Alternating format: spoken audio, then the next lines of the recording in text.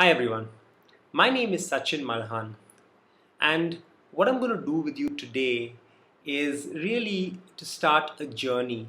And the reason I say this is because the subject that we're going to start understanding today, which is legal reasoning, uh, cannot possibly be called the most important part of the law entrance preparatory process, but for various emotional and rational reasons, is the one that has always been the most talked about.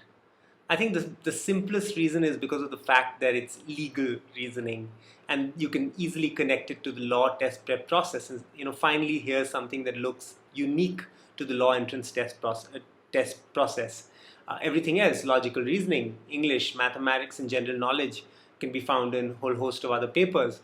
So, which is the component, or which is the part of the paper that clearly hints to the fact that everyone is an aspiring lawyer, and that is legal reasoning. Uh, it's going to be a fascinating journey. I have the privilege of doing this introductory session and laying the groundwork for your understanding of legal reasoning. The subsequent sessions are going to be taught by the regular faculty. And I think that's great because this introductory session is my favorite session.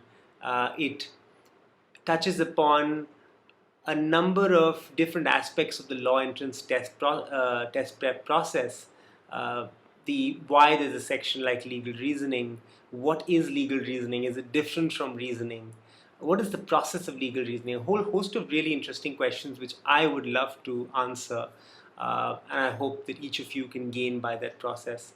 So that's what we're going to do today. We're going to look at legal reasoning from the very beginning and try to understand what it really is.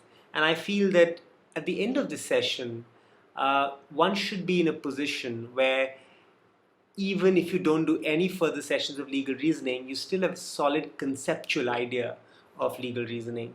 Of course, don't even think of not doing the remaining sections of legal reasoning because the conceptual idea is not good enough, but it is definitely an essential prerequisite to have a solid conceptual idea, and that's what we're going to try and do in this session.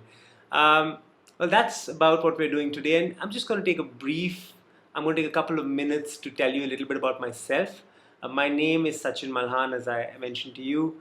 I went to the National Law School in Bangalore in 1997. That's when my journey began, and spent 5 absolutely wonderful years there.